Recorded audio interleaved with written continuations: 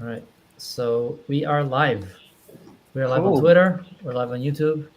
And yeah, thank you so much, Lee. Lee, the mic is yours. Cool. All right. Thanks, mate. Well, yeah, this is great. This is our kind of, we've done a few Twitter spaces on this grant, but this is, I think, the first sort. Oh, no, it's the second video, isn't it? Second streaming video now. So we've got a group of 8 games that we're going to showcase tonight. So quite excited to see them all. That's quite a lot to get through. So we're giving them only kind of sort of 10 minutes each, but hopefully we'll get through all of them and give each of them the attention they deserve. I wanted to make it actually at first if we wanted to start with a bit of an update on the grant and just show the kind of leaderboard at the minute, how it looks.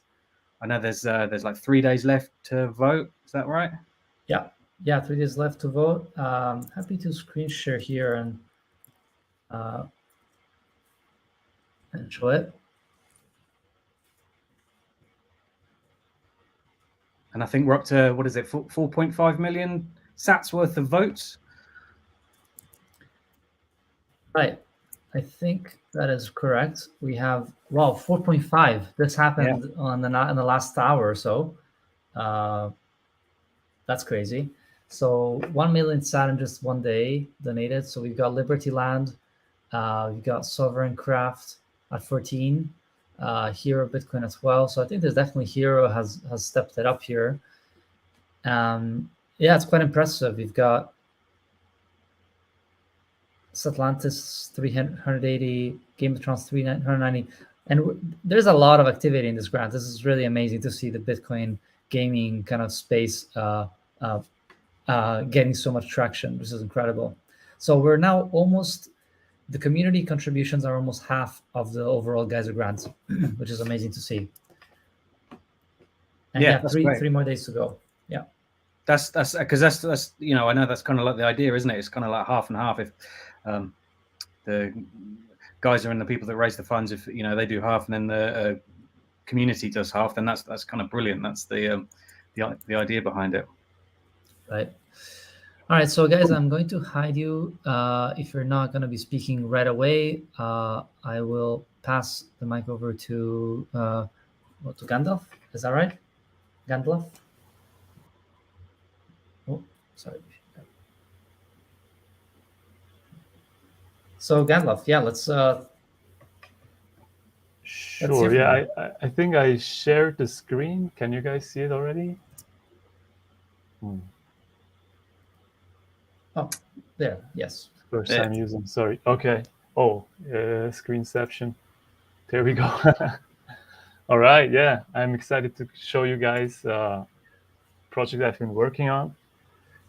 The game is called Space Nut, and it's a reference to Cashew. I don't know. Maybe you heard this term before. It's a eCash system for Bitcoin. But yeah, today maybe we don't talk too much about that and just enjoy some gameplay. So yeah, let me show you guys right away. So I made this game. I'm not really a game developer, but I wanted to kind of show what could be possible if we can integrate eCash into games. So that's the starting screen. You can press space to start. And then we see, yeah, we're playing as the nut. Oh, performance issues. The goal is to collect coins. And in the bottom, we can see each coin might be backed by some eCash. We're trying not to get caught by the squirrel because it will eat us, right? So we can, oh, I already lost. So well, what can you do?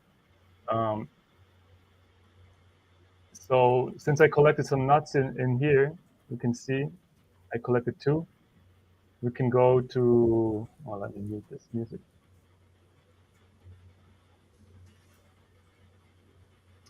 We can go to this tab here, and we can see all the nuts we collected.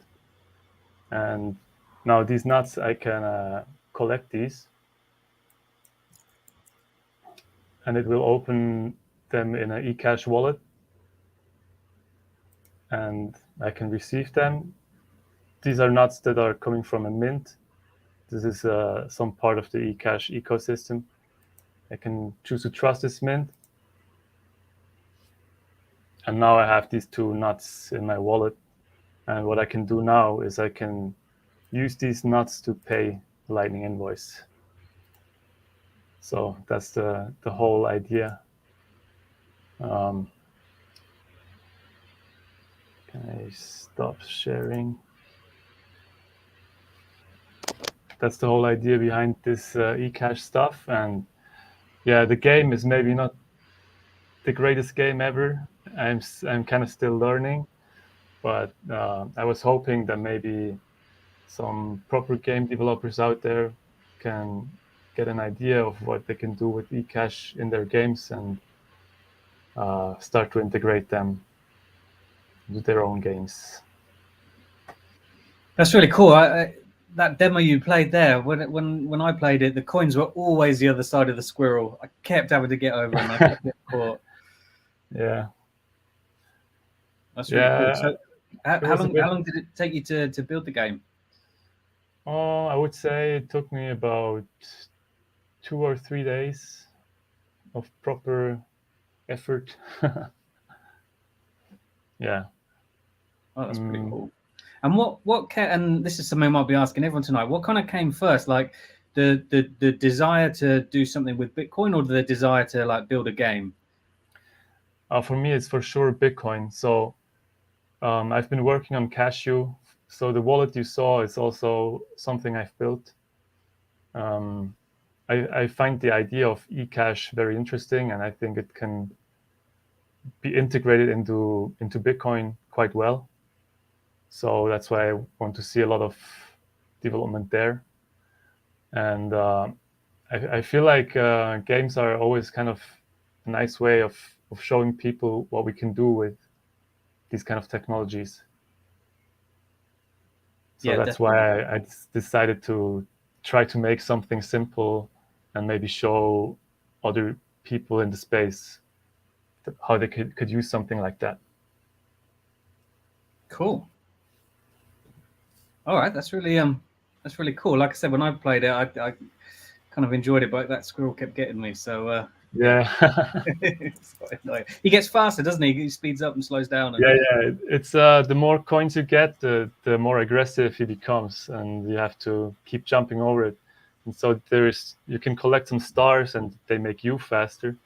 And now there's also a gun in the game, so you can actually try to kill the squirrel. Oh, that's cool. I wasn't good enough this time. It was a bit lagging because of the conference. I think I need a new computer or something. And have you got any plans to like develop it further or make any new games? Yeah, I think I will try to at least make it a little bit more polished. And yeah, I will see what happens. I definitely would like to try maybe add some levels, make it a bit more, yeah, a bit more, how do you say? Right now it's a bit short.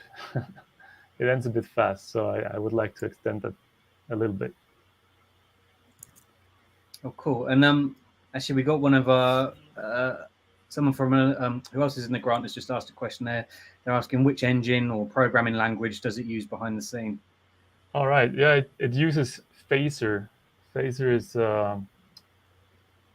JavaScript, so you can play it in the browser, right? You can just open a browser tab and the game loads, and you can play right away. You could make it so you could play on mobile, but it's not yet supported in this particular game. Maybe that's also something I would want to look into, so you can play on mobile. Yeah, that'd be cool. All right, great. Cool. They have a quick question.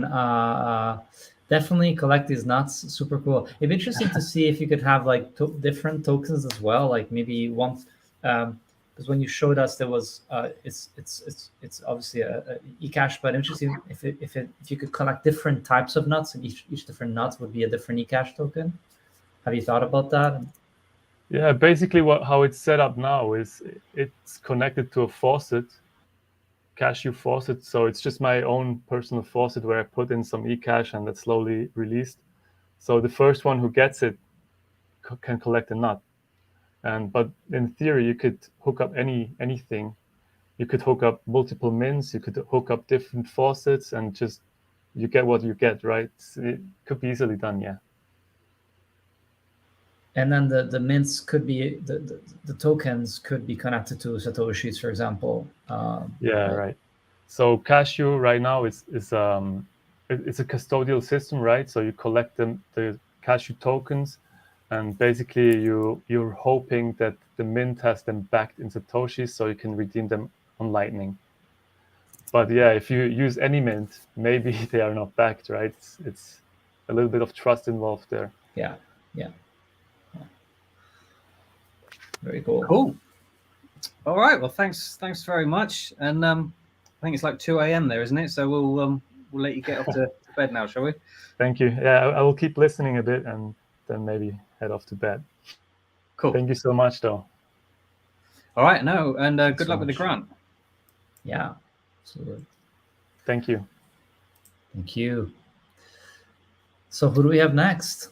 Cool. So next we've got Hero of Bitcoin. So again, just sadly because of the time difference, he wasn't able to join us. So he sent us a video demoing the game and everything like that. So I've got it. So do you want to let me share? Yeah. You can go ahead and present, and I'll add that. I'll add you up. Cool.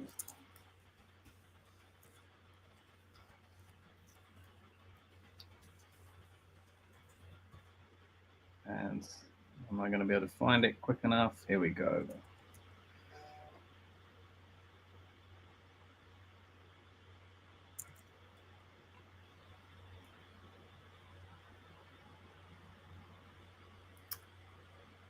You see it? Yep. This is Hero Bitcoin, and today I'm going to show you my game called Hero Bitcoin. So this is the demo card I've got right here. So it's going to be a real physical release, and it'll be playable on a Game Boy. So I've got my trusty Game Boy Color here, Pokemon Edition, and just to show you how it works. There you go. So it actually works on a real Game Boy, but today I'm going to show you the game through emulation. So here we go. Okay, so I'll read the story to you so you get an idea of the story. There was a boy called Hero who grew up in an average family, in an average house, in an average neighborhood. He was happy with no cares in the world. That was until he became an adult and started working. At first, it was good and he lived a mostly peaceful life. But no matter how hard he worked, no matter how many jobs he did, life was getting more and more difficult. Those around him who had things had caved in, becoming debt slaves. Hero wouldn't let it happen to him and his family. It was then he stumbled on the power of Bitcoin. He learned all about the fiat system and how it's ruled by a small amount of greedy people who want to make the world into debt slaves. He studied for 1,000 hours. Some would say he was orange-pilled. Hero realized the system is unfair and had to change it. It was then he decided he would do what heroes do, fix the world by fixing money using the power of Bitcoin. Hero tweeted to President Bukele about wanting to help the fight on the front lines. To his surprise, he received a DM. I've been looking for someone like you, Hero, someone who cares, not about greed, but truly about the people of this world. Come to El Salvador, your help is needed here more than ever. President Bukele. Hero didn't hesitate. He grabbed his Bitcoin cold wallet and took the next flight to the beautiful lands of El Salvador. And that is where the story begins.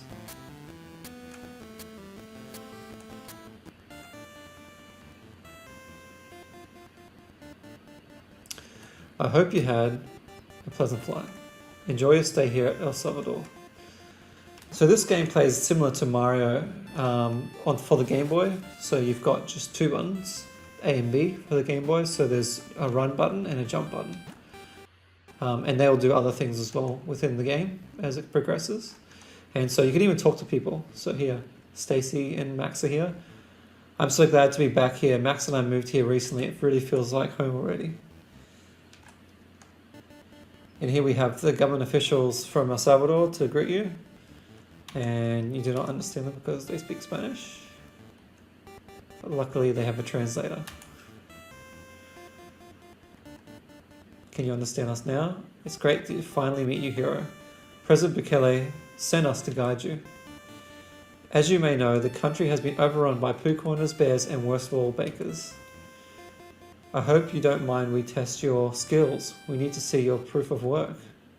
Make your way past the poo corners to the next town in one piece and I'll tell you more. Good luck. So this is the airport and you can press up to enter doors. You'll meet famous Bitcoiners like here's Mark Moss right here through these safe areas. These areas have no fighting, and then you have areas which are full of enemies. So here's an art gallery. It shows off some of my art that I've done. So we'll have a quick look. So this is the demo that I'm currently playing, and it's about 1/4 of the game. And so I've just put a little taste of some of my art that I've put in here. So I just put 2 art pieces, one being called Real Bond, which is of President Bukele tackling the IMF. So in this game, you've got to run. You can run and jump on enemies, just like in Mario. Later, you do get a sword, so you can attack in other ways as well. And you've got to collect all the Bitcoin. So each Bitcoin, there's 21 in this game, and they'll be hidden in hard to find and dangerous places. So in the demo, there are 11. So in this game, when you get hurt, you have health, just like in Zelda. So you got 4 pieces to a heart, and you do unlock more hearts as you progress.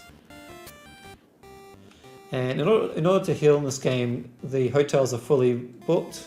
I'm sorry, we're fully booked. Business is booming since El Salvador adopted Bitcoin as a sovereign currency. Feel free to use our lounge area to rest. So in this game, in order to heal, you actually have to listen to podcasts, which you can do resting on the couch at the hotel. When you listen to it, a random podcast will play. And here we go, we got Vlad Swan here. So this is the basics of the game, really. There are big other enemies as you go along, one that shoot projectiles, one that will move around faster, whatnot. It'll progressively get harder as you move along. And here we have the first boss, which I won't ruin because there is a special way to defeat him. So that's the basics of the game.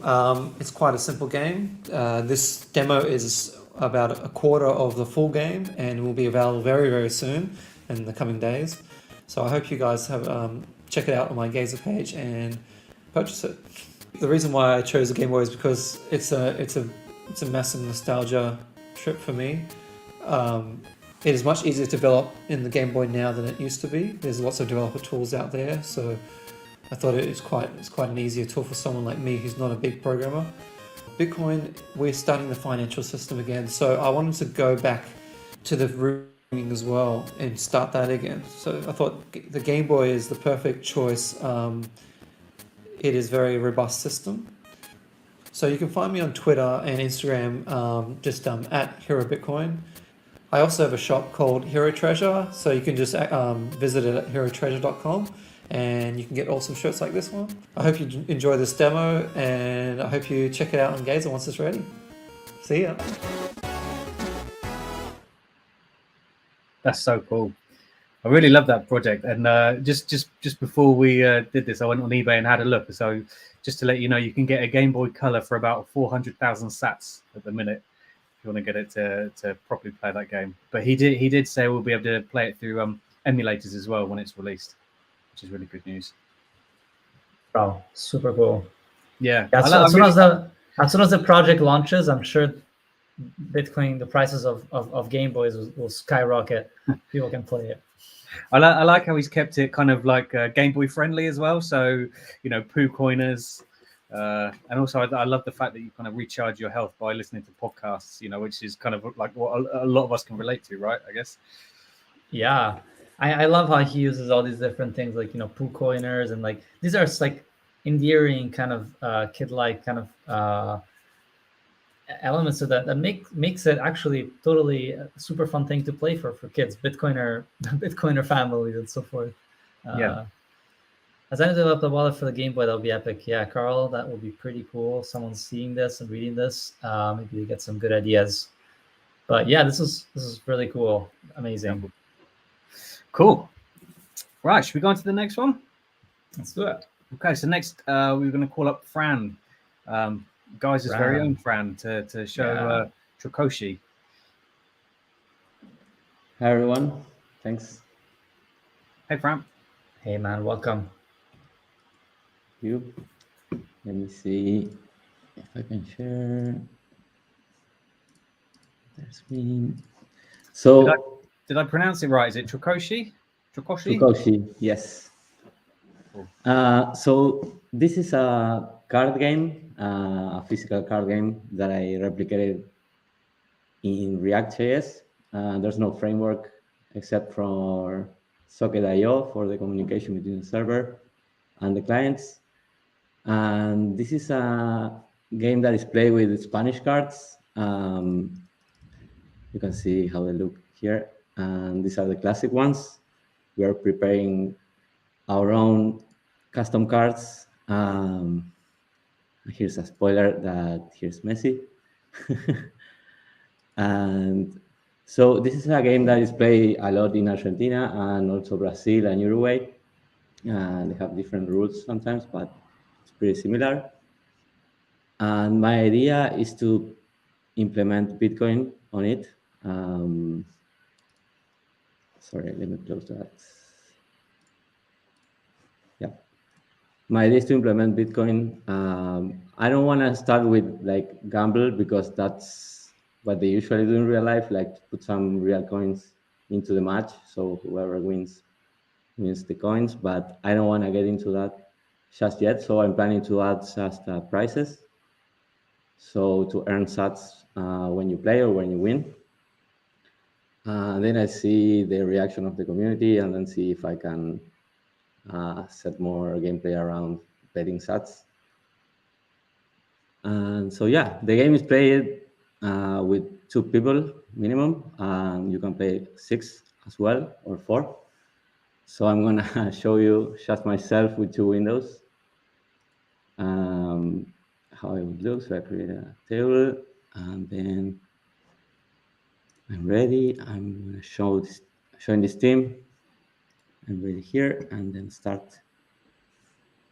And so the game is just like a battle between cards, but there's also some other stuff like points you get from having the same color, like for example, sword. You can have gold, you can have cup, or you can have this, which I don't know how to say in English, but it's called basto. So it's different symbols like in the American cards. And Mick is showing the chat right now. I just so you joined. can play. Nice. Yeah, you can spectate the game as well if you share the URL. And Awesome. then you can go play and you can see the cards that the other player has played with the mouse. You can see, inspect the cards. Yeah. The rules are here in the question mark. So they're also in English. And I'm planning to add more like which card is better than the other one, than the rest. So like the card ranking and stuff like that. So that people outside Latin America can also learn to play, because it's gonna be sats involved. So maybe I can get Argentinians to learn about Bitcoin, but I can also have Bitcoiners learn about the Truco game, which is really fun. And yeah, I think that's all.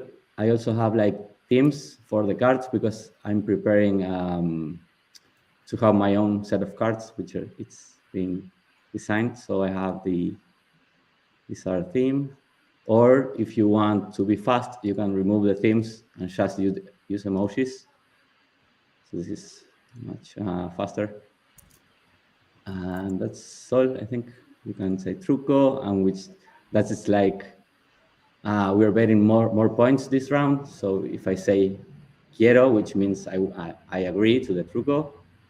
We're gonna keep playing for more points this round. And yeah, you can learn about it. There's rules in English, and Cool. you can invite me to play as well. I love the animation. It's so slick how the cards move. It makes it feel real, right? It's very interesting, very well done, very well implemented, and the designs look incredible. Did you do them? The cards, it's my girlfriend, my significant other. She's a designer, a programmer as well, and she inspired with Argentinian gaucho, which is like this representation here. These guys, and we also added Messi as the king because the 12 is the king, and similar to poker cards. It's the same idea as the poker cards, you know. The Shay will be the 10, the Q will be the 11, and the 12 would be the king. And thanks. I like how it's doing Yeah. kind of two things, isn't it? It's like showing people about Bitcoin, but then it's also showing people that traditional game Truco. So that's cool. Yeah, it's really people are excited to know that they can get some sats while playing this. So here the timeout finished. So Satoshi retired, and nosotros, which is we.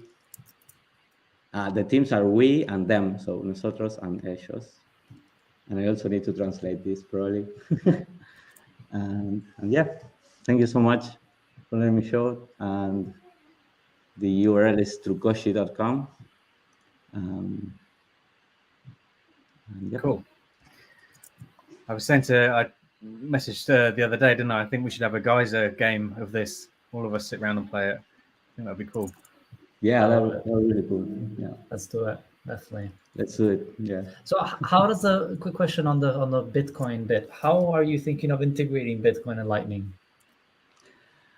I'm probably gonna start with CBD. How is that? I don't know if I pronounced that wallet correctly, CBD. But I've been talking to them, and they offered to help me if I have some questions. But I'm still preparing my database because I don't want to lose any information of the user first, and then yes, I will give the user some prices and then see if they can also bet what they win. Probably not deposit, but yes, maybe they can gamble what they earn, and then they can withdraw that. And yeah, still thinking about that because of legal circumstances around gambling. So yeah. I was going to say it's like a fine line between like kind of earning things for rewards or learning, isn't it? Compared to just chucking whatever you can into gamble. Yeah. Right. Yeah, it can kind of spiral a bit out of control. It's fun as long as it's like a small kind of community community thing. But yeah, good points. Cool. And what made you want to kind of build the game? Like, were you inspired to do something for the game or Truco, or was it to promote Bitcoin, or was it just the kind of the two coming together? So the idea came by like in a Bitcoin group with Argentinian guys, and they would usually gamble on the Lightning bot in Telegram. And Truco is really, they used to gamble that in real life. But it's really coins that you put. It's not like they gamble like in a casino or something. It's just coins, just to give some more excitement. And I saw the Lightning Poker. The Lightning Poker doesn't require any user registration or anything. And yeah, I thought, why not? But then thinking more about it, it has some legal concerns that I have. So I will keep reading and see. But as a first, I will add prices so that I get people engaged and people to actually play. It's already available and ready to play, but I guess I will get more people to play if I add prices. So the more people vote for you, the bigger the prize pot, right? Right, and then yes, also after that, I can see what the actual demand is from the users to actually gamble. Maybe they don't want that, or maybe they do want, and I can see how that can be done. Cool. All right, sounds good. Mick, have you got any Amazing. more questions? All good for me. Thank you so much, Fran. That was awesome. Yeah, let's schedule a game at some point. Cool. Awesome. Okay, so on a similar theme, kind of next up, we've got Bitcoin Blackjack. So this is a game developed for Android at the minute, built by Nathan Moller. Sorry, Nathan, if I'm saying your surname wrong, but he can't be with us tonight. So I'm just uploading another video for you to share, Mick. I don't know if you can see that yet. Yep. This is Hero Bitcoin, and today I'm going to show you Other my one? game. Oh, sorry. Cool, that's it. So there's no audio with this video, unfortunately. So, Mick, what's your blackjack like? Can we talk through that? But I don't have an Android phone. So the first thing I asked Nathan was, when's it going to be available for iOS? So he's hoping to do that this summer, or have it done by this summer. So that would be really cool. But this looks really smooth to me. Like, I think it just is a really nice interface. Like with Fran's game, the cards move nicely. Looks very slick. Yeah, I played it. And yeah, it works well. It's you can earn, and you have this leaderboard here. I think at one point I was second on the leaderboard one day. Let's see if I'm there. No, I'm not there. But yeah, I was obviously playing around with it to test it out, and then I found myself in the toilet playing it. Like, what am I doing? But no, I didn't know blackjack, so it was a really good introduction. It has a really good explanation of how it works, so it really introduces you to the game, and it's fun. It's a really simple, non-pretentious kind of where you have to kind of do the math and see what are the probabilities of doing things. But if it works, the Sats integration works incredibly well. You can just withdraw the Sats really, really seamlessly. Yeah, and you can make quite a bit as well. Yeah. Yeah, sorry, I talked over there, but he does that now. So he pulls his Sats off to Wallet Satoshi, and that works really nicely. You can see. Yeah, so very, very good game. And I'm kind of assuming, like same as Fran, I guess the more the community votes, the more he gets in his grant is kind of that's going to fill the pot for the prize pot. That's right. Yeah, it's definitely got potential. So cool to see his it's being active, and cool to see also just. And one thing that I really do enjoy is this, like deciding how much are you gonna bet, based on the probability that you're gonna get blackjack, which basically there's quite a few tens, like Jack, Queen, Kings are all tens, and you have to hit 21 in points in terms of the sum of your deck. And if you hit 21, you basically automatically win.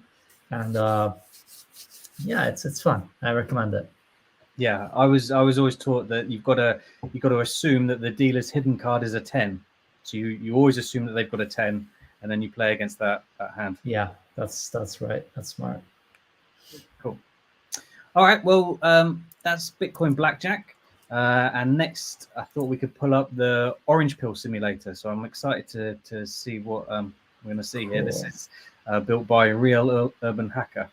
Also, just quickly, the Kozak also joined us. So maybe after this, we could also do that before we head to the Minecraft. But, oh, cool. Okay. Yeah.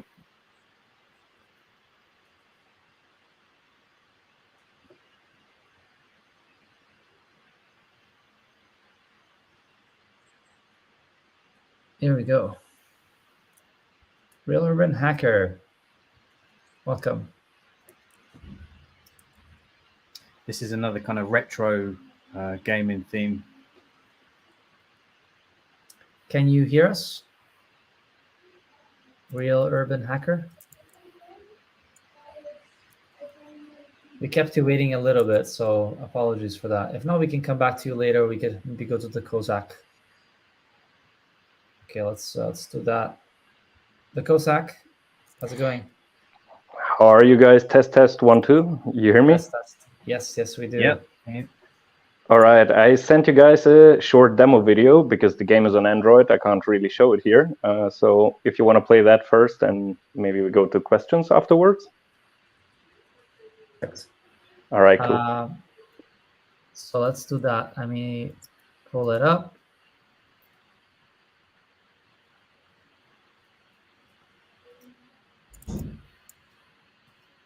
All right.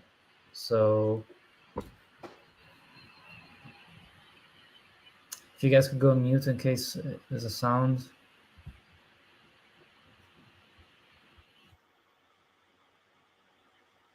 All right. What?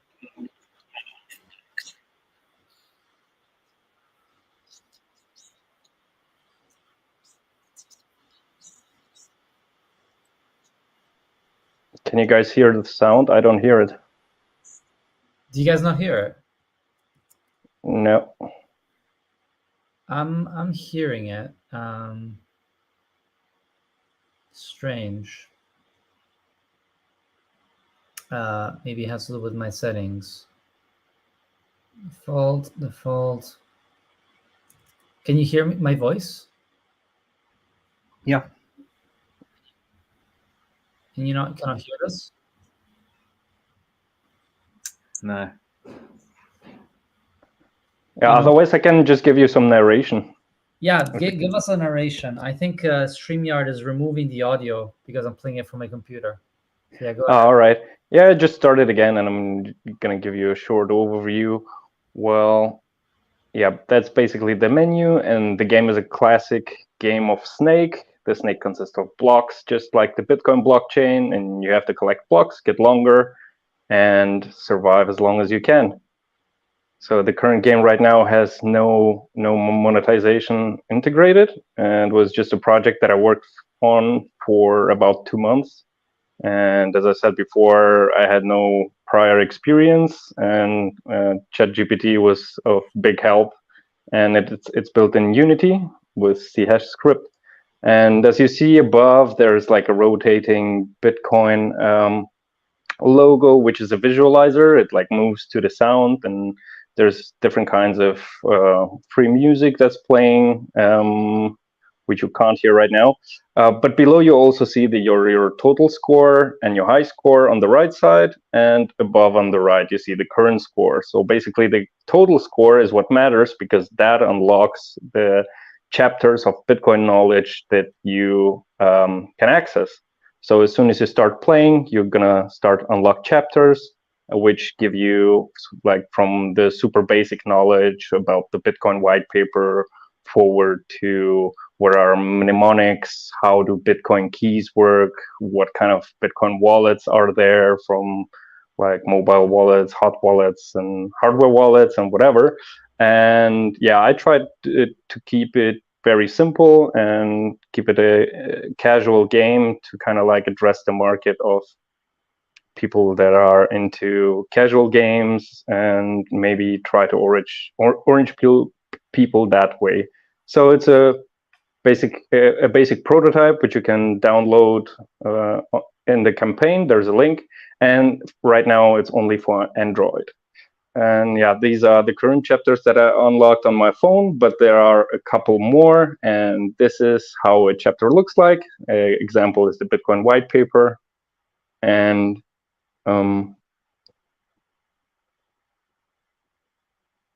yeah, you will also see now how the settings look in the game.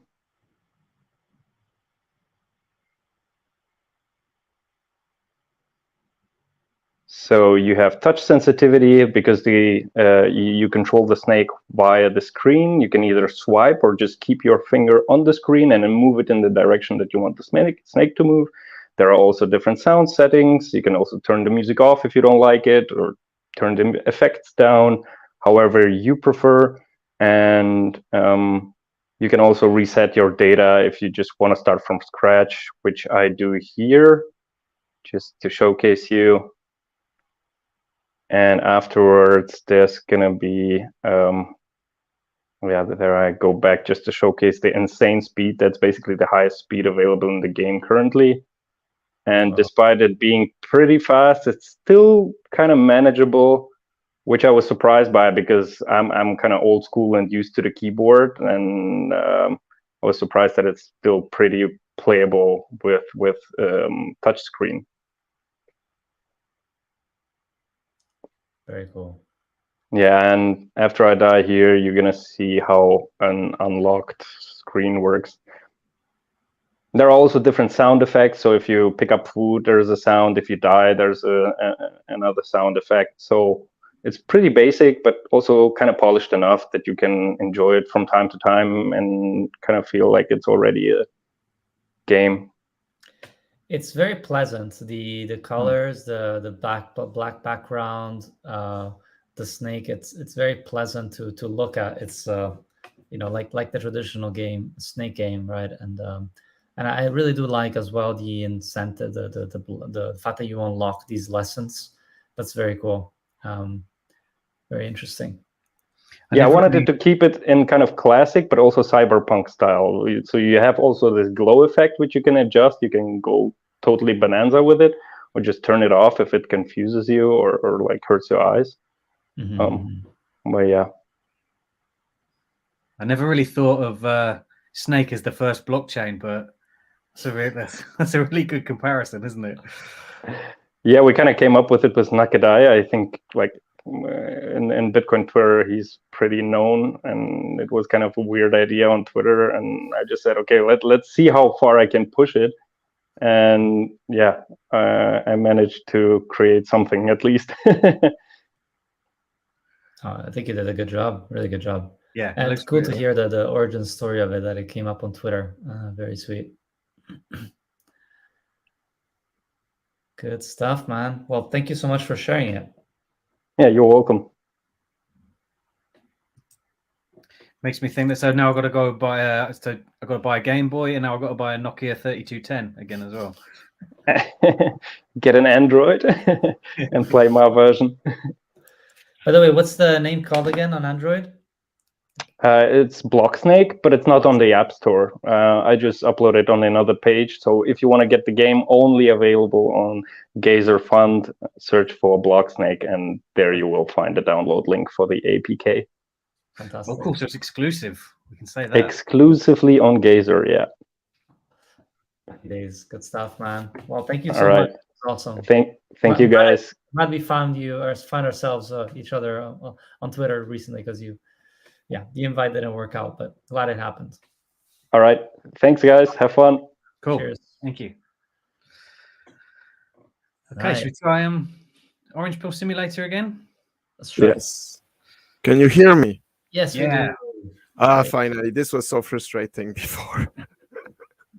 Yeah, for some reason, sometimes my laptop connects to like a Bluetooth microphone, and then it's a real struggle to get it back to the physical microphone. Anyway, thank you so much for letting me the opportunity to present this game. It's a project that I've been working on for now. I think it's close to a year and a half. I originally started to work on it when I was under COVID lockdown, and I was really bored, no idea what to do, and frustrated. And I started to make pixel art, and then progressively it turned into like a full-blown game. So I will give you a quick, short story. What is the game? What is it about? Then we do a demo, and then if you have any question, I can answer them. So we all know when we discover Bitcoin, right? There is this moment where it's like, oh, I want to preach everybody about it, right? And then very quickly we realize this is not working. And it's not working for many reasons, because, it's money for most people is a very boring thing. And the image that people have of Bitcoin is like this virtual thing. It's unsure how it works. It's so radically different, and everybody has this journey. And in my case, I work in simulation and video games, and I was thinking, how can I contribute to Bitcoin? So I didn't want to make another wallet or another, I don't know, some encryption protocol. I'm not that good at programming. Or at least not at that level to like touch the finance of someone. And my idea was, why not just making a game? The way you learn how to pilot an airplane is not by just getting on board and trying it out. It's you try it in a gamified way with a simulator. And this I knew some. The idea was born to make a simple trading game where you are managing a train, and you have to go from city to city, and you need to buy and sell things. And because everybody uses Bitcoin in game, you will learn how to use Bitcoin. So let me present my screen. Hopefully this works. Share screen. Entire screen. Yeah, by clicking present. Okay. Do you see it? Yep. Okay. So the game. Wait a minute. The game start like one of those old retro game, because this is also something like the way games are done nowadays. It's full of microtransaction. It's full of gambling added in it, and I didn't like this at all. So the game start in this very, very simple retro look. So we are going to remove the previous player, create our new character. It's a very fun, dark humor game. So we can even go to fight with 0 skills, and that will work. That will allow you, just like real life, things have consequence. So in that case, we can just randomize the character creation. We're going to be a tax collector, and then we are ready to go, and we can start the game. So here we are in our train. This is the electronic equipment bay. We have our private room, and as you expand, you can add more and more carriage to the train. And the important things to understand there is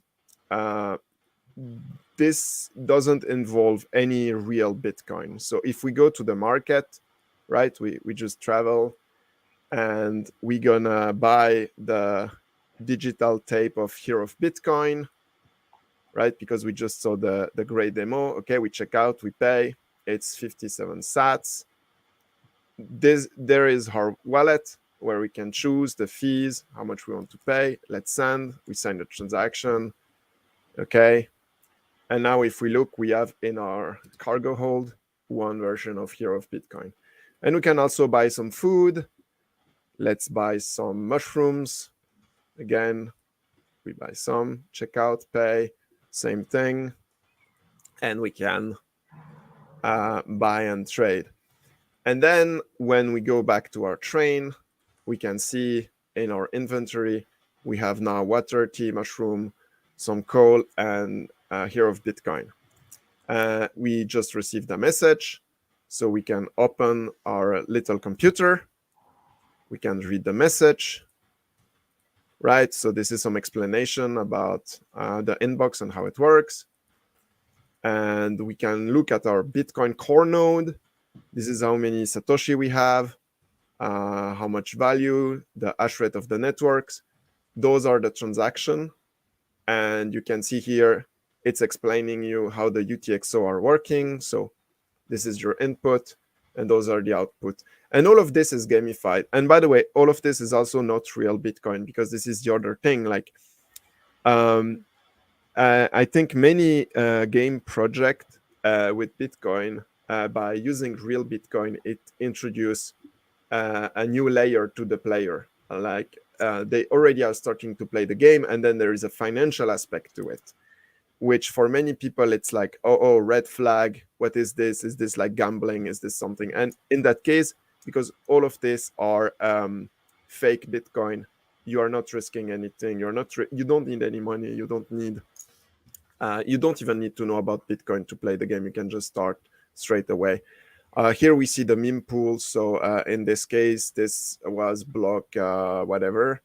There is already 9 confirmation. And if we look at here, the meme pool, this one, which was mined by the pool United Hash Force. And we can look, there are like many different mining pools, and you can see like stats, because everybody has used Bitcoin, including like communists. So, but this is just a small portion of the game. It's like in Age of Empire, you're using gold to like buy and sell stuff. Similar here, so we can just go and explore resource. We can go to the ore mine, travel. Here we can choose. We're gonna use some industrial mining equipment. We're gonna have inhumane working condition of a complete day with only one worker. You can choose how many workers you want to work, and there they are gonna recover around 6 barrel of iron ore. So we do this. We go back to our train, and we see that now we have some iron. And we can travel to the city, and we can sell it on the market. Iron here, sell. We're gonna sell all the 6 bags, and now we just receive some Satoshi, and we can pay some beer for our crew that just worked quite a lot. We're gonna buy some barrel of beer. And yeah, that's the principle of the game. It's inspired by games like Elite, Dangerous, and Space Trader, and things like this, except it's in a train, because I think space trading game is like overmade. You have dozen and dozen of games where you need to go in the stars and around the galaxy, and there is not really games like this in a train. So I was thinking, it's quite a good. So yeah, that's in short. And of course, then there are mission. You can look at your crew, how happy they are. This is still work in progress. And yeah, so in here we are with our mining equipment. If you want to mine Bitcoin, you can also do this. So yeah, the demo is now finished, and if you have any question, I can answer it. It just seems so big. I mean, that's great. There's so much to it, and it's a real kind of like emulation of the entire Bitcoin world. You know what it can do. Yeah, and it's entirely safe. Like, you are not risking any real money. You are not. You can safely lose your keys. You can safely, and if we look at your wallet, here you can see the seed words that you need to back up. And if you don't back up those, and somehow your train explode or something happened to it, then you lost the money. But this is not a problem, because you can just restart the game. The game also works like the native resolution of this game is 640 pixel by 300 pixels, so it's a real pixel art. Everything is pixelated, and including the smoke effect and all the landscape. It's true pixel art to its root. So yeah. Yeah, I really like it. That looks cool. So when is it live now, or when you're going to release it? So it's a working prototype, right? You have seen it. Now what's missing is I focused a lot on the Bitcoin stuff, because initially, to get finance, to get sponsorship, to get money, I needed to get the Bitcoin things right. So I spent a lot of time in there. But now there is the universe of the game, more locations, more quests and things to do. Now that we have the Bitcoin part working, I can start to like add more content, like more cities, bigger things. So for now, it's not ready to be released. I'm looking for funding. My hope would be to be able to like work full time for like 3 or 6 months on it. So then because right now it's like a grinding process every evening of me like spending 2 hours to like add some bricks to this project. And yeah, it only goes so far, right? So I started to pay some artists to help me with the pixel art, and yeah. Oh, thank you so much. That's appreciated. Yeah, I've started this like a year and a half ago, so I knew nothing about pixel art, and here I am. It took quite some learning to do it. So yeah, I'm looking to get funding. And this is a game that you can use on anyone, right? They don't need any real Bitcoin. You can just offer. This is made for non-Bitcoiner, and that's the key aspect to it, right? You can just, if you like cute pixel art game with dark humor, that's good for you. That's what I really like. I like Bitcoin education things that kind of sneak Bitcoin into it. So someone that likes games, likes the looks of those pixel art games and stuff like that. They like you say, they don't need to know anything about Bitcoin to start off with it, and that's just the world. It's just part of the world that the game is in, and that's a really good way of getting them familiar with Bitcoin. Yeah, and it's just in the game, it's a small aspect. Like the entire, there is an entire story why the world. It's like basically the rotation of the Earth stopped. So one side is super hot, the other side is cold, as we have seen with like eternal winter and eternal summer. And then you have people with train. They're like, they rule the world because they can go from one side to the other, and you're one of those person. And it's just happened that people use Bitcoin, but they could have used something else. So Bitcoin on its own is not that interesting in the game, because it's about keeping your pirate and your crew of mercenaries that you're paying happy. This is when people ask me, what's the story of the game? I'm like, you need to keep your people happy. So if you overwork them and don't pay them and make them slave, then of course they might kill you and you might have to fight them, right? And everything has consequence in life. I think this is also something that people, they don't appreciate. They like the safety, right? But Bitcoin has no safety. If you burn your key, it's gone, right? There are no ways to recover it. This is why in the game, every single action you do is permanent. Debt is permanent. If you sell something, you cannot recover it. I'm immediately saving every single action you do, including when you die. So if you don't back up your seed phrase, if you are careless, if you do not care about your surrounding, you're gonna die very quickly. But it's also part of the fun. I wanted that the experience is enjoyable, that you fail but in funny ways, and then you learn and you want to play again. Yeah, that's really cool. Thank you. I used to love those old point and click games. Like, I know it's that looks in first person. I know this is third person, but like the Monkey Island games, they were really cool. They they made those kind of games really fun. Yeah, those are Monkey Island is pretty amazing classic. Yeah, it's interesting because I actually used a similar technique to make the pixel art that they used back in the days. I wanted the game to be as accessible as possible. You don't need to be like a ninja of the keyboard or the gamepad to be able to play it. You should simply be. But there are some first-person shooter Doom style sequence in it that I don't want to spoil. But there are some sections that are a bit more action-packed. But yeah, most of the game is simple. You can just it's like a relaxing game where you can just play and manage your resource in the best way possible. Cool. Amazing. Yeah, just to say good job, because the beautiful thing about it, definitely the pixel art comments make it pretty clear. The pixel art is so it creates this ambiance, right? This place where you just want to hang out and explore and get to know the world that you've created. So definitely on my list. Looking forward to checking it out. I would say put something out there, let people play with it. I think Hero, for example, Hero Bitcoin is going to be releasing a demo, which is like, because he too has this really big ambitious plan, but it's like, I need to put something out. And so he's going to be launching soon a demo that people can purchase and start getting feedback. So I would urge you just to put something out there as a user that wants to start playing with it, but also as a way to help you get user feedback as well once people play with it. I don't know, something to think about, but love what you're doing. Keep it up. Congratulations as well. It's looking really good.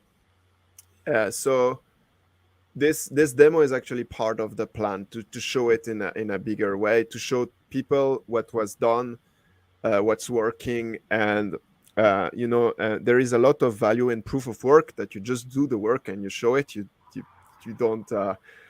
don't just advertise random stuff, but you show that what you're capable. And this demo was definitely for me like quite a milestone to like show it. Making a demo, like an old school demo that you can download and play, is definitely part of the plan. and I have to see how I make it fit into the bigger structure. But yeah, I want to push this project, and I got some interest, but of course it also depends on the funding and yeah. One of my pledge to anyone sponsoring the game is, if I would not give an update for 6 months straight in a row, like on my Twitter account, then the full game would be open source, because no matter what's the stage, right? So I don't want to rug pull people. I don't want to take money and then don't deliver. So my way to like keep me in check is, if I would stop working on this game for 6 months straight, don't give any update, nothing, you will still get an amazing, cool prototype that you can play, right? It's not the finished product, but you will get something. So yeah. Perfect. Beautiful. That's great. Thanks so much, man. Yeah, thank you yeah. for providing me the platform to speak about it. All right, we look forward to seeing how it develops. Absolutely. All right, thank you again. So who do we have next? Cool. So we've got one more video. So this is the last video from the Orange guys. So Right. unfortunately they couldn't be with us tonight. So we've got a video from Tip and Maddens. Welcome to Orange, a global community of sovereign individuals. Prepare to embark on an incredible journey of surviving and thriving with Bitcoin. That's right. Here in Orange, you'll learn to adapt, overcome obstacles, and forge new friendships. Our headquarters are located in the Orange server in Rust, a game that teaches survival from first principles and rewards proof of work. Here, everyone starts with nothing and must put in the work to survive. It's a challenging and unforgiving environment. Danger lurks around every corner. Other players can raid your home and steal your stuff, even while you're asleep.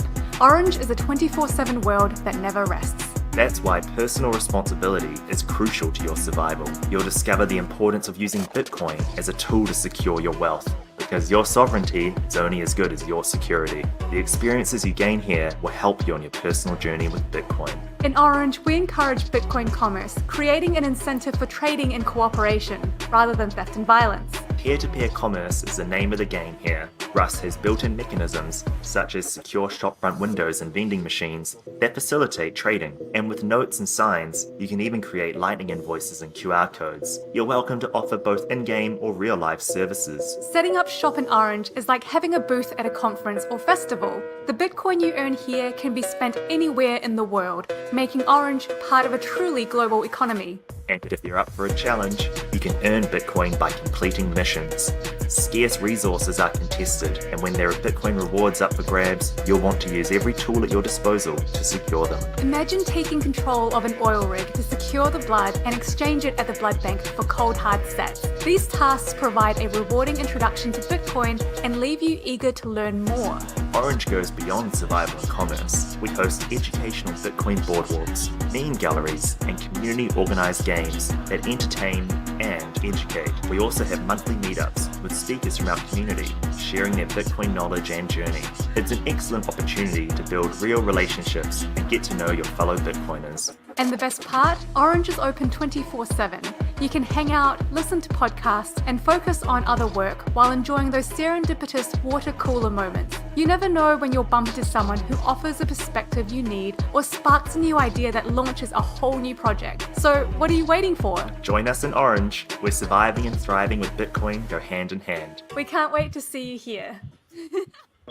It helps ensure that it was fairly distributed over These time. people are really, really good at And educating. another really key purpose that it achieves with Bitcoin. And this is also a really cool transfers of Bitcoin mechanic, doing a freaking slideshow in the game. So cool.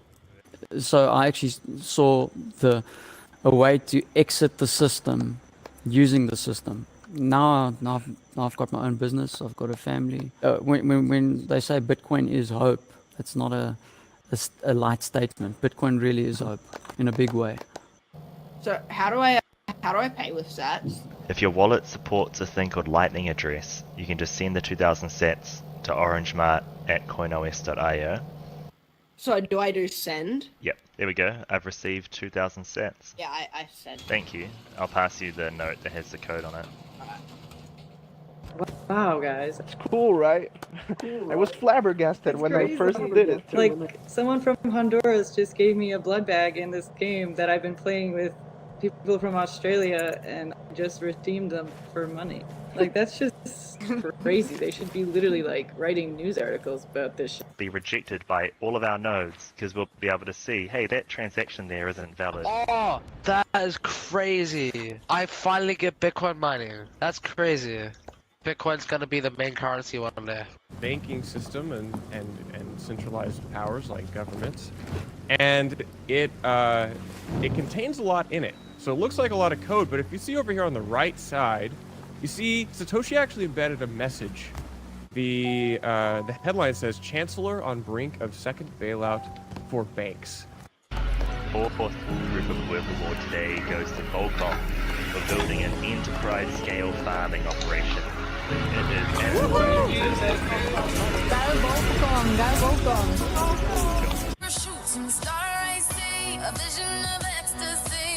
I get everyone to say Bitcoin on 3.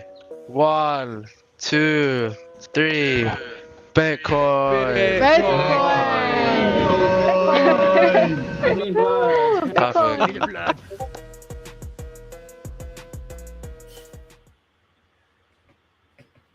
Gives me shivers. Gives me shivers.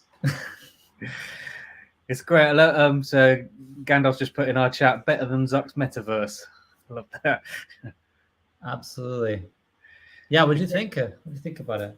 I mean, again, I haven't had a chance to play it because I've got quite an old MacBook and I'm worried about what Rust will do to it. But I really want to get in there because it just looks amazing. It just looks like it just does everything. It's an entire kind of ecosystem where you can play, do missions, but then again they just have meetups and you can talk. And I love the contrast as well between this and the Orange Pill Simulator, where that's entirely kind of like a fictionalized version of Bitcoin, where it's not your real Bitcoin that you're using and you've got nothing to lose. And then yet here you can actually spend, you can earn real Bitcoin. So it's almost like you can have a play with one of these games first, understand the concept, and then when you want to actually use it, there's another game here that you can dive into a whole world and kind of get Bitcoin in and out of it.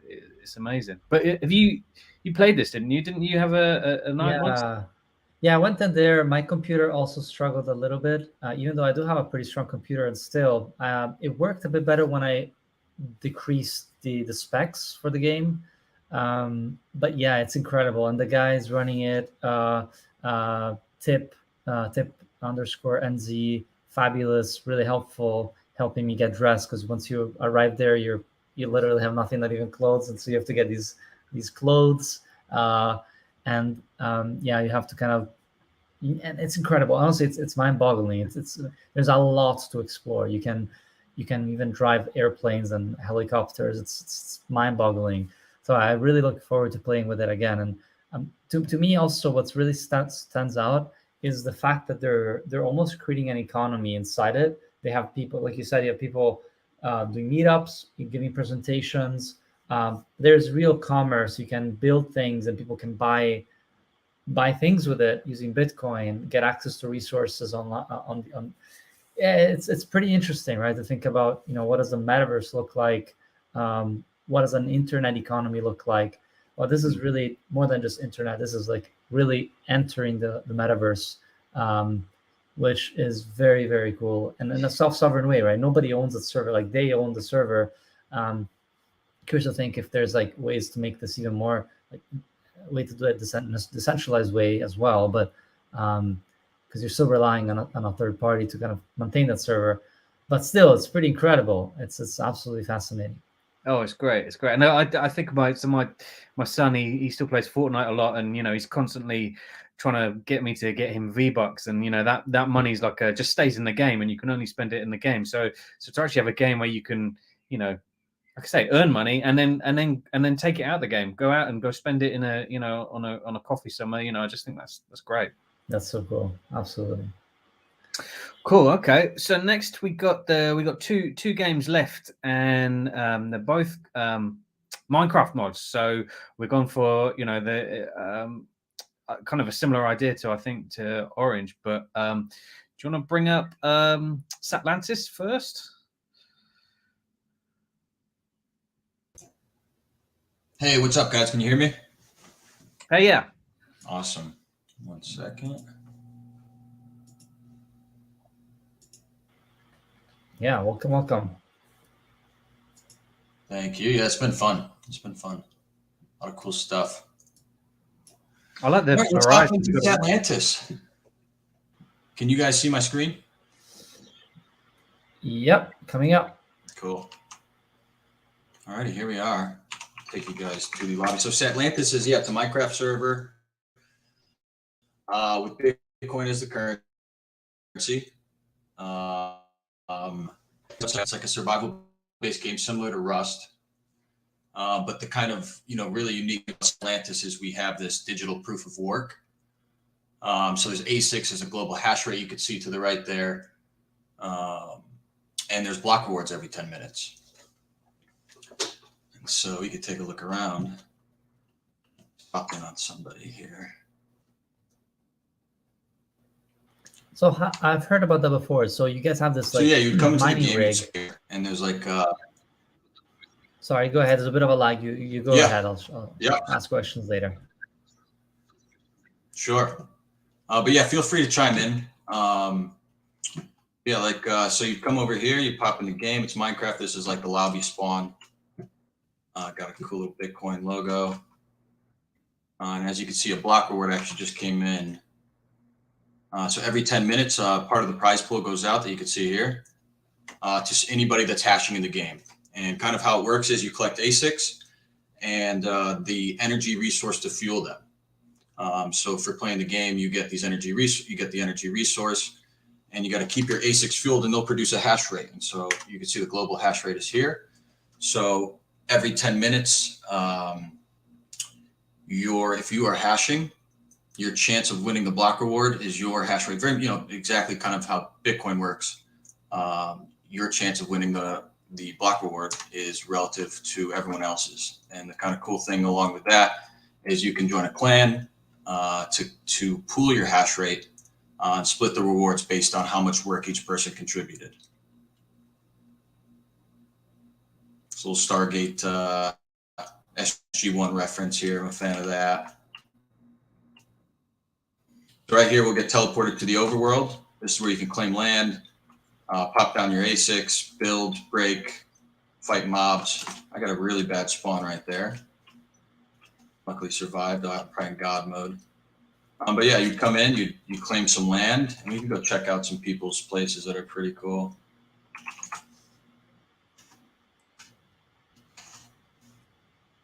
So this is one of our earliest players here. Been building this place for months. It's a massive build here. Wow. And I think they have a clan of about 5 people that all have kind of contributed to this. So you're going to collect the resources. If you're not familiar with Minecraft, all of these different stone blocks have to be processed. They have to be collected and, molded and combined with other things to kind of make the different variation looking aesthetics. So this is an example of what you could do and just, being creative in Minecraft and kind of having fun in that way. But then again, I don't know where his ASICs are. I'd love to show you guys an ASIC. Around to rice. Right. So the hashing that you do, is that actual energy consumption that goes towards just like mining in the game, but obviously it's not mining real Bitcoin, right?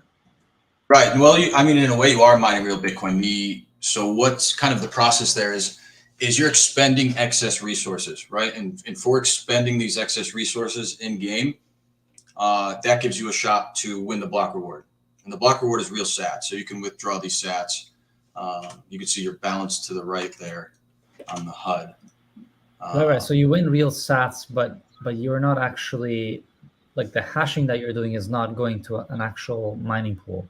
No, you're not actually doing any SHA-256 hashes. Gotcha. You know what I mean? It's just it's like it's relative to each other. So got it. So and how do is it costly to purchase an ASIC in the world?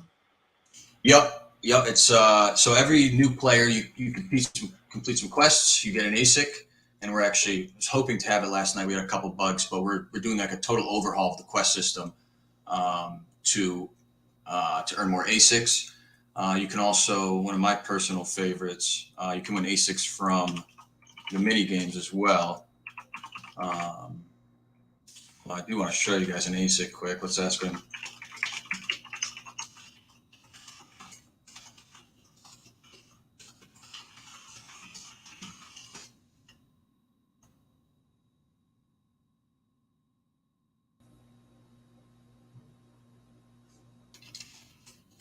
Come on, buddy, you're on the clock.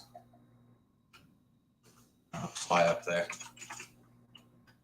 So it's a cool little build. It's a new player. It's kind of came out in that last month or so. And he's got a nice wall of them here. Can you guys hear the game? Hold up. One of the fun little things. These actually do make like a buzzing noise. It's pretty loud. Can you guys hear it? No way. That's incredible. Yeah. So a lot of people end up, building like little underground bunkers for their ASICs, put them in the basement. He's got a nice display right here. But yeah, that's fun. That's nice little sign impressive. over here. So yeah, and then I can show you guys quickly like the mini game. So this would be one of the ways you earn these emeralds to fuel your ASICs. And when you fuel your ASIC, a stack of emeralds is how many you could put in. That'll last for about 18 hours. So someone can just plug and buy an ASIC and then just get rewards for everything. They have to put the fuel into the ASIC to keep it running. They have to continue to earn emeralds from playing games like this, which is it's kind of like a wingsuit racing game. So right now it's a time trial. Let's see if I can get a decent score. I used to be pretty good. I used to be the best scorer, and then new players started coming in. They're a whole lot better than me now.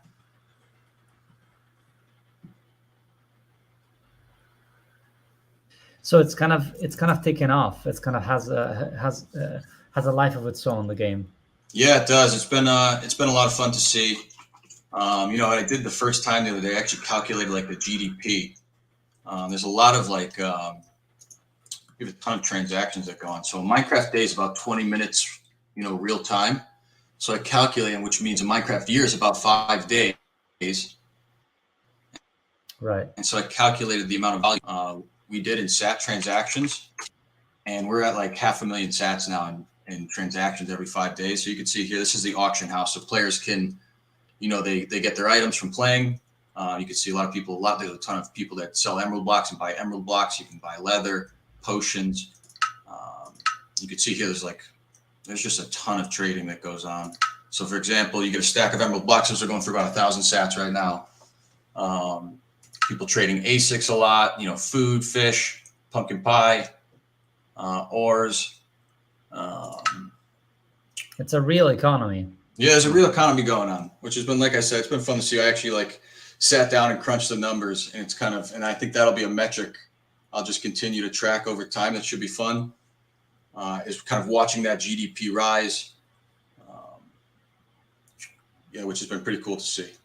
Incredible. People mine resources, sell them on the market.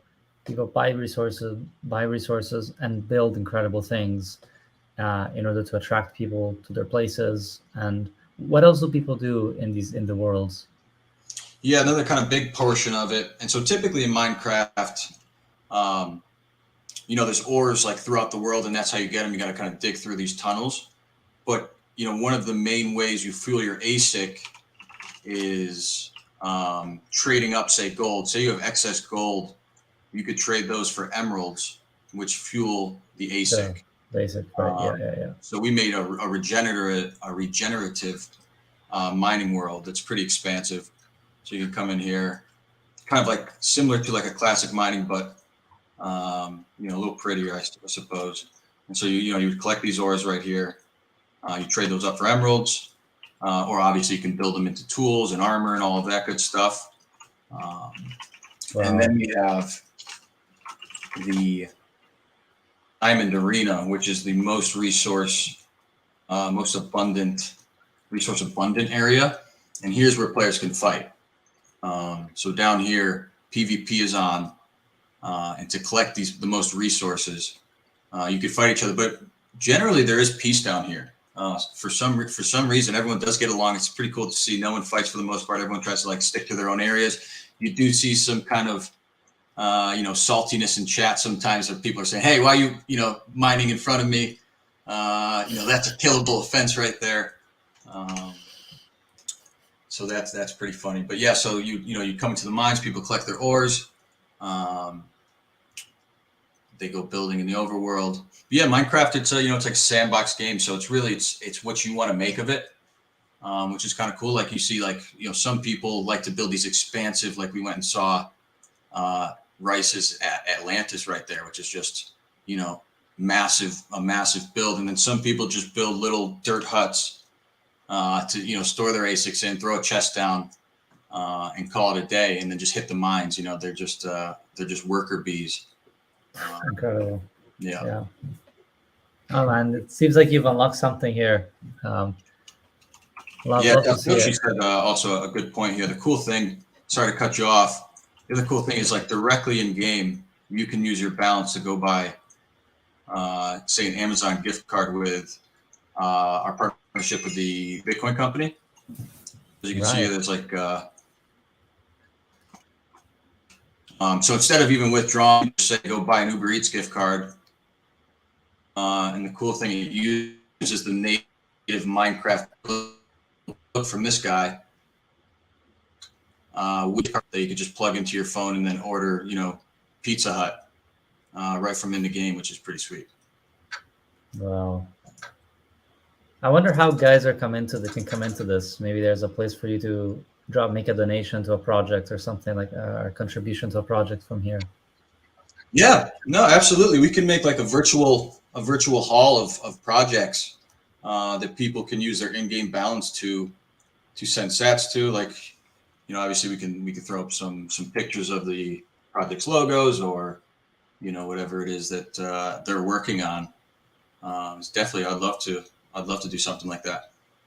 Cool. Can talk about that more, but this sounds really, really cool, man. I didn't know about the marketplace. This is incredible. Impressive. And what about the visa? Can you withdraw cash, or can you withdraw resources for dollars? How does that work? The visa bit. So yeah, the economy is all Satoshi based. So you can withdraw your sats to Cash App and exchange those for dollars.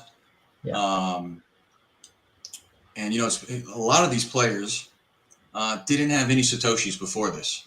So when I was originally testing this, I hit up my friends and one of my cousins, and my cousin's a big Minecraft player. He invited his friend that he plays Minecraft with, Captain Ferdinand, who we saw earlier, and he'd never used Bitcoin, let alone Lightning, nothing like that. And he's made millions of sats. He's got Cash App. I've been on calls with him, and I really wish I recorded the call because it was cool to see of him then explaining to his friends how the Lightning Network works, how to send a Lightning transaction. So I mean, yeah, it's not a lot of these other games they're cool and they're like really kind of showcasing Bitcoin, like the one with the mempool you could see live. But this game is kind of more of a general audience that just uses Bitcoin because Bitcoin's the easiest way to do payments. The best way to do payments, it's the best money. And so while we do have the kind of ASICs and all of that fun stuff, it really is, I think, a game for like a general audience where we have Bed Wars, which is a very popular game mode now. You get emeralds for playing Bed Wars. Those emeralds have a real Satoshi market price. So you play a bunch of game of Bed Wars, play a couple hours, you can make a couple bucks just like that. And withdraw them to your own Lightning wallet for the first time, or go buy an Amazon gift card, or buy a couple sheep from someone else in the game. That's really cool. Like I think like a lot of the games we're looking at, like all of them in theory kind of represent kind of proof of work. You do something, you get something, but this one seems like that much closer linked to the proof of work with Bitcoin. You're actually, the game's encouraging you to expend energy to mine and to earn sats for it, which is all kind of what the Bitcoin's about, really. That's great. Yeah, that's the idea. Is take a lot of the incentives that have worked so well for Bitcoin, and then just apply them to this virtual world. I was asking my buddies when I was first coming up with this, like, is this crazy? and they're Bitcoiners as well, and they said no, and said I'm going to go for it then. I really kind of just built this as like a proof of concept. Like, does this make sense? Does this work? Do people enjoy it? And the feedback has been great. Feedback's been awesome. Cool. All right, that's great. I mean, one final question is whether and how sustainable this is for you, as in because the ASICs generate mining satoshis for a random winner, right? And you're giving out the sats. So how are you getting the sats to give out through the So sorry, there's like a lot to it. I do forget this is actually good practice to kind of like try to, because it is it's like taking a lot of the concepts of Bitcoin and applying it to this virtual world that has its own kind of concepts. So kind of condensing all of that's not the easiest. So yeah, all good. I think the other kind of powerful aspect of this of these mechanics is the fact that we share all revenue with our players. So if you buy a plot of land in the game for 5,000 sats, immediately 2,500 sats goes into the prize pool that everyone else can win. Gotcha. So you buy an ASIC, you actually increase immediately how much that ASIC can earn you. Right. Makes sense. Which is kind of like, it's like, so there's like the block subsidies made up of the block rewards made up of the block subsidy plus fees. So in a way, and the Bitcoin company kind of sponsored is our block subsidy. We do 150,000 sats a day, plus, our fees is what gets spent in the game on top of that. Cool. Amazing. The only thing that's missing, man, and look, this is just really me nitpicking, giving you some other ideas because this is incredible. But imagine connecting to an actual mining rig and the hash being actually mining Bitcoin. You could get in touch with some mining company out there, put you in touch. And that would be sweet. I'd love to, I could, definitely something to think about. The only issue then is obviously hashing is CPU intensive, and so is the game. So kind of, the beautiful thing about Minecraft is it's pretty easy to run. You can run it on anything, and that's like a nice aspect of it. But yeah, maybe if everyone contributed a little bit of their CPU to mining, maybe we can earn a couple thousand sat. When a lot of people are playing, maybe it could actually be end up making up a considerable portion of the prize pool as well. Cool. Well done, man. Thank you so much for sharing this. And keep up the good work because this is impressive. I appreciate it, guys. Yeah, thanks for hosting this. It's been great. Awesome. So thank you, Suplantis. So last up, we got another Minecraft mod. So we got Softoshi with Sovereign Craft. Hello to both of you. Welcome, Softoshi. Thank you for having me. Thank you for waiting until the very end. Last but not least. Yeah, no, it's great. And, the way I see it is eventually it will be an expectation of people to have Bitcoin integration into games. When Bitcoin gets more and more traction over time, it'll just be expected that your digital currency works in your digital game. A little bit of backstory on me before I get into what we are and how we're different from Satlantis. I'm a systems administrator by trade, not a programmer, but I tend to look at everything all together and see where things can be changed to make them better. I'm not a big-time Minecraft player, actually. It's more my kids that were into Minecraft, and I was thinking, well, if I can kind of get them into Minecraft and into Bitcoin, it's a good way for me personally, and maybe they can get their friends into it too, and we can start developing some things. So I will say right off the bat, where Satlantis is strongest is their in-game builds. That doesn't mean that we're out of the running by any means, and I'll get into that here. I'm going to share my screen. 1 second here.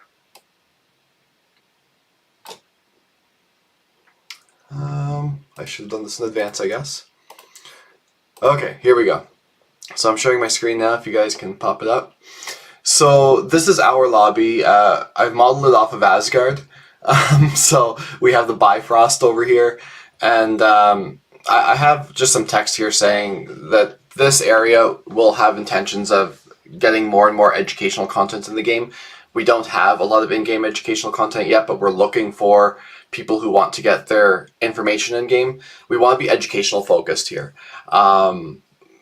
So that this game, this version, I guess, of Minecraft is, the strength is integrating it with Lightning more so than any other game out there. And I'll get into that in a moment. But from our main lobby here, I'll go into Survival, which is our game. And this is where most people have been building. So you'll see here some of our players are starting to build their little huts. We don't have gigantic builds yet like Satlantis. But we do have, you know, the auction house, which is kind of like their auction house, very similar interface, where people are selling prices here. We can see different items cost different amounts of money, and that's all fine and good. Now, I'm just going to say hello to people. So anyways, so we have some players on here. We have our wallet as well that shows me here with 16,000 sats. And then the way that we're really different, though, is when we look at the Sovereign Craft wallet, most of these games, when you bring your game into, when you bring your sats into the game, they're working off of kind of like a virtual wallet. And then you have to withdraw those sats into the real world. What we've done with Sovereign Craft is we've completely eliminated that bridge. If I look here, this is LNBits, and LNBits is a great API layer, and you'll see here that my balance inside the game is the exact same balance as LNBits, and that's because this is a real Lightning wallet in-game. So things can get pretty nutty. Like if I go in here and I just do /pay, which is a pretty normal command in Minecraft, and I go pay the Caius 100, and it's going to pay him 100 sats here. Whenever I then go and look in my real life wallet, because everything we're doing is actually working off of a wallet, we'll see here that in my wallet, there it is, a few seconds ago, I just sent it 100 sats. So this is a real deal, actual, factual Lightning wallet. Because it is, and because it's running on LNBits, this is Blue Wallet. And if I refresh my Blue Wallet on my cell phone right here, this is my cell phone in real life. Sometimes Blue Wallet doesn't like to update. Let's just go out and back in. There it is, a few seconds ago, Sovereign Craft. So this is actually a real life wallet that I can use in real life without withdrawing from the game. Sovereign Craft is your bank. So in this case here, we have our Lightning node on mempool.space. This is Sovereign Craft. I put my entire stack into this. So I'm completely devoted to making sure that this is secure. And you can see here we have pretty good liquidity already. And I'm running my own infrastructure. So we're not running a Minecraft server in someone else's rack, not your stack. So we're running our own infrastructure. We have local backups for both the node and the server with a firewall in between them. And then we actually have a colo as well with the only person in my life that I would ever trust with all of my money. And all of that is both encrypted at rest and encrypted in transit. So everything's VPN'd, everything's encrypted at rest. We've got a very robust system for our node. So I personally think it's pretty much as secure as you can be, which again is kind of from my systems administration experience. So just to show you some of the integrations we have here, something that's pretty common to do on a lot of other Minecraft servers, because we really tried to keep this a very, as we call it, vanilla experience, where we haven't done too much to alter the game. Like we don't have ASICs in game or anything like that. Truly, Bitcoin is just the money. So something that a lot of other servers will do is they have voting websites to promote the servers. So inside here, if I go to one of these links, I'm just going to go to whichever, this will bring up a standard Minecraft voting website. And usually on most Minecraft games, whenever you put in your name, you'll get little items inside the game. It might be some diamonds or different resources or whatnot. But in mine, because everything is integrated and we go confirm vote, now I don't even need to be playing. I can just go onto this website and vote, and then from voting, will Blue Wallet be friendly to me this time? Or will I have to go out and back in? We will see that I got 10 sats for voting. So every single day, a person can go on to the voting websites that are on my Sovereign Craft homepage here. And yeah, they could just go through the voting websites and they get 10 sats per vote. What we tried to accomplish here is to not really have any aspect of gambling. So I know for my kids, you know, I don't necessarily want them to be into like the mining scene and like paying for things to try and get rewards, and it's just not my style personally. So in this one, it's very low payouts, right? You get 10 sats per vote, you get 100 extra bonus sats your first time voting, but then little commands in game will actually cost money. So we have a guide here in the game, and if we go here to the fees, there are little fees in the game, like if you teleport, it's 5 sats. If you teleport someone else to you, it's 5 sats. If you go /back, which brings you back to where you died, it's 50 sats. If you do a random teleport, it's 20 sats. So the intention here is for the average player, if they were to vote and they were to just play the game and like teleport around and stuff, you're probably going to more or less break even. But there is that value for value type idea. It's like you have to give a little something to use some of these commands in game.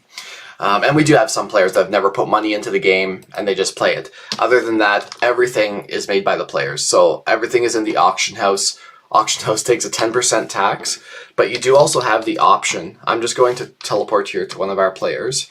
Actually, I'll go to... I'm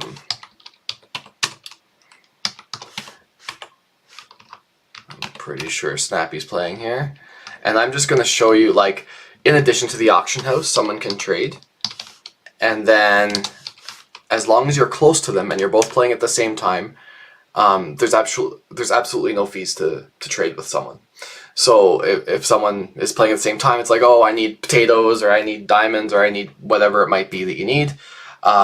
People can then accept that trade, which brings up a trade interface. Here it is. And then you can select whatever you have. You can add in some Satoshis if you wish. And then once you both confirm, she's giving me some gold nuggets, I'm giving her some Satoshis and a bone. We just both say we're ready. And then this is a secure transaction here that you can do in game. But again, all of this is live. It's all a real Lightning wallet in real time. The crazy thing is when someone joins the game, they actually don't need to interact at all. They just automatically generates their wallet. And then to get to their wallet for the first time, they do /web wallet. And that's what brings them the link to LNbits, which is the backend. But you can totally start interacting with the game without having a wallet because it just generates one automatically. And one funny story with one of our players is he was playing for about a week.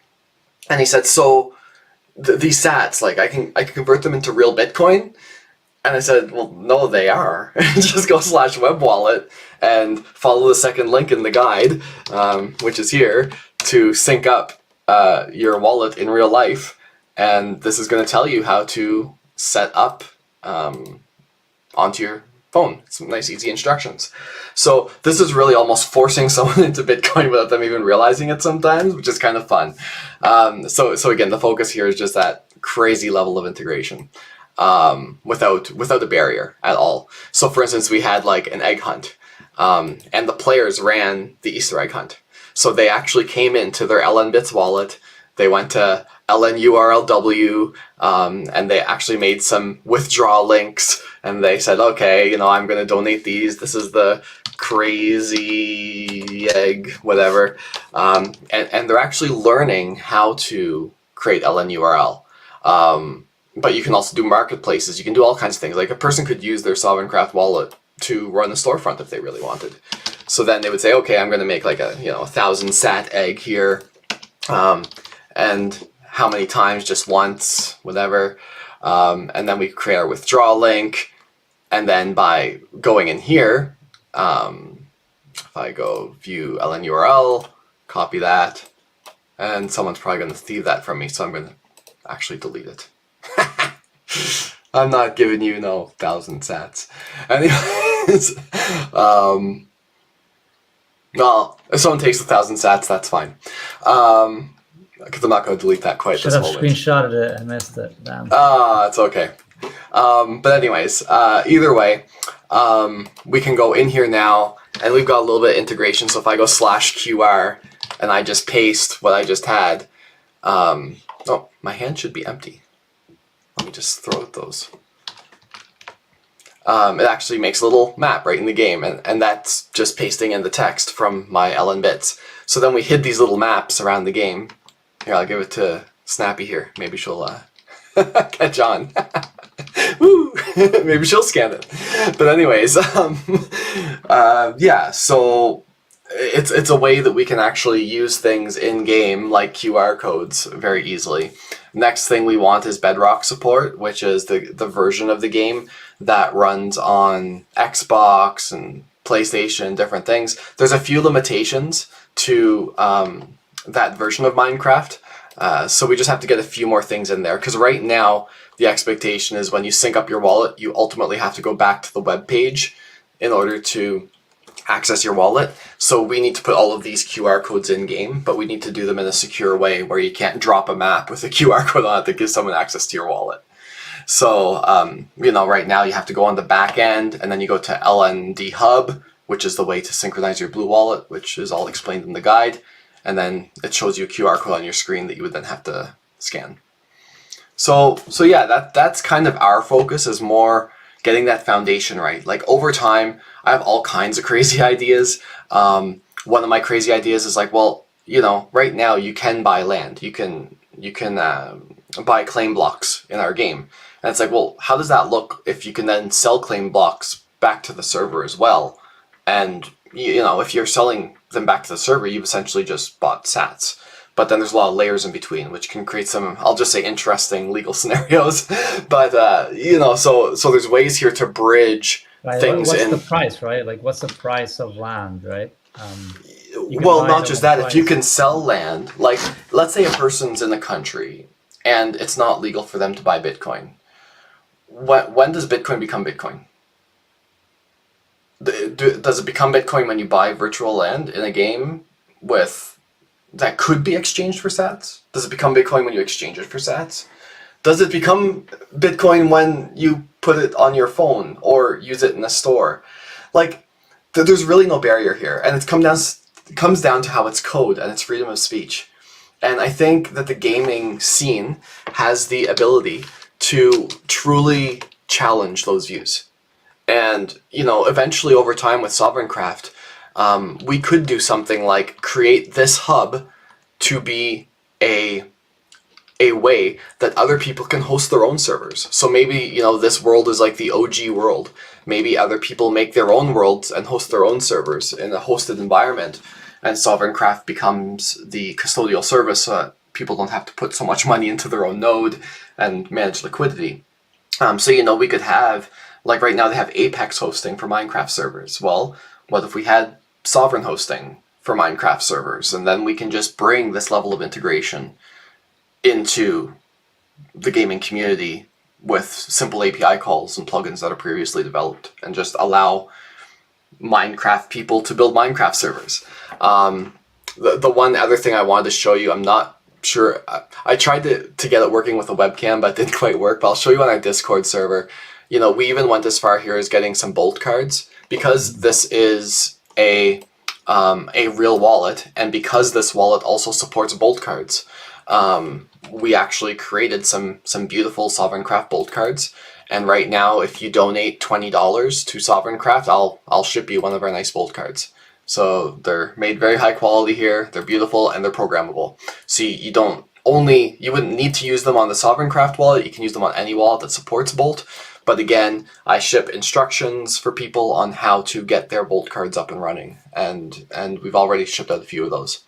So we're really trying to, like I say, eliminate the bridge between the game world and the real world.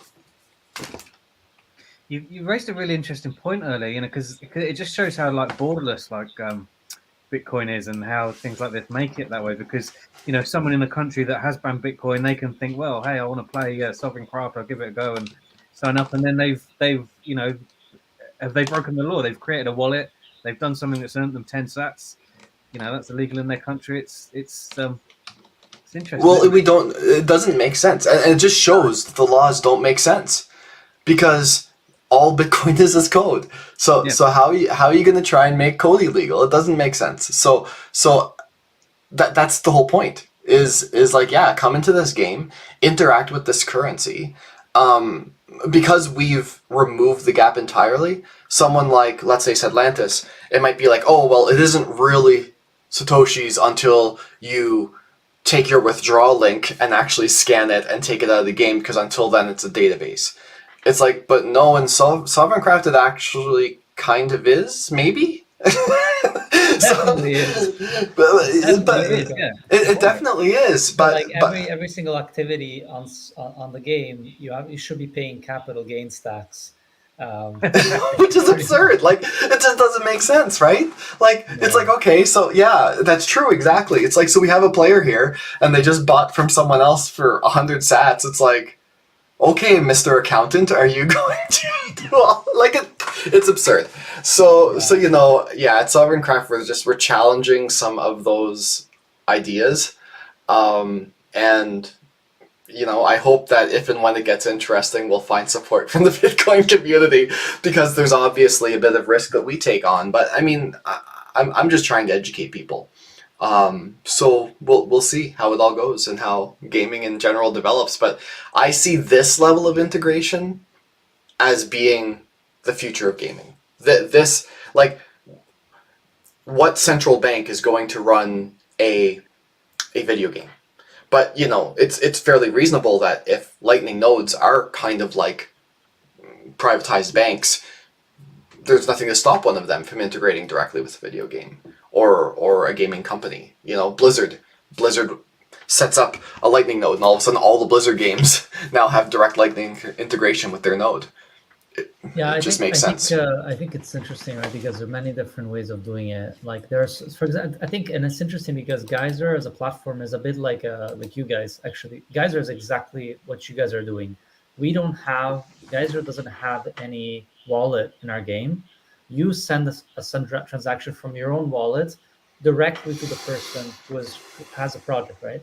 So we are just the interface, and you guys are the same. Your game is just the interface, and you're connecting wallets from buyer and seller, but you don't have a wallet in game, which is beautiful. Which is a beautiful design choice, because users don't want 5,000 different wallets, right? They want to have their own wallet and interact with it. But these are in-game wallets, so the wallet gets generated as part of the game. We don't interface with another wallet, which is why we're running our own node. So these are in-game wallets. I see what you mean. But in your case, your wallet is actually your node. It's just a real one. Yeah, in your case, it's different. Okay, got it. Yeah, exactly. And we had to do that because just for latency reasons, like the APIs that we're using in Minecraft expect immediate transactions. So if there was even a chance of a balance, there'd be ways to hack it and take advantage of it. So this way, by having everything local with LNbits is essentially a local SQL database, and we're still doing API calls to it, but it's extremely fast and zero fee. So we can do a 1 sat transaction with zero risk of there being a 1 sat minimum fee on someone else's hop across the Lightning Network. So it just removes all of those barriers and makes it completely 0% fees between players. Fantastic. Cool. That's great. Got a comment here. Woohoo. Yeah, absolutely. This has been mind-blowing, guys. And what you said there at the end, merging the real world with the digital, with cyberspace or the metaverse or whatever the hell you want to call it, is super, super exciting. And to see Bitcoin fitting so well into the digital world, really, just mind-boggling stuff. Bitcoin is the money of the internet, is the money of cyberspace, and it also happens that to work well in Meat Space, but it's particularly amazing for cyberspace. What was really neat to me too, just as one final comment, they weren't here today, but Thunder Games is doing some cool stuff, and it was really neat to see in a Sovereign Craft wallet, another player's wallet. I actually saw a Thunder Games transaction being withdrawn to Sovereign Craft. So it's kind of neat where we have, some people are using us now as their wallet. Not that we're an official custodian, we don't have FDIC or anything like that. But it's just neat to see that level of cohesion where, I use my Sovereign Craft wallet when I went on the Orange server or the Satlantis server. I've checked them both out, right? And it was neat to be able to fund Satlantis from my Sovereign Craft wallet. Yeah. It's just, the levels of integration really get pretty wild. Well, that's what excites me, because again, I've got kids, and like I said, he wants V-Bucks for Fortnite, he wants Robux for Roblox.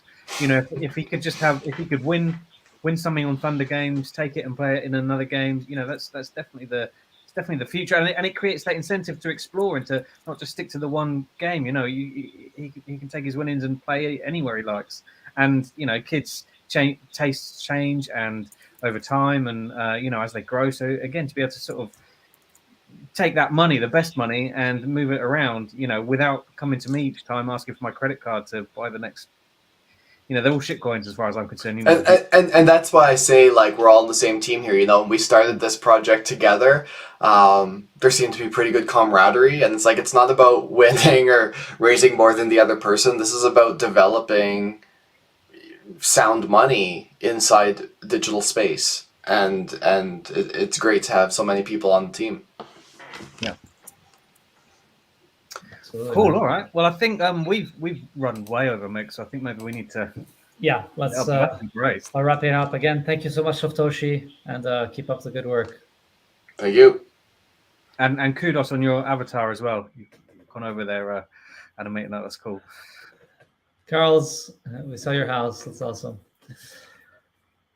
So yeah, what'd you think, Lee?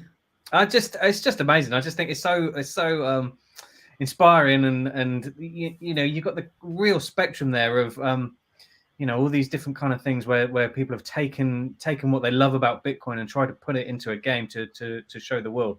And again, when you speak to Bitcoiners in the real world, each people come at it from a different viewpoint, and so it's interesting.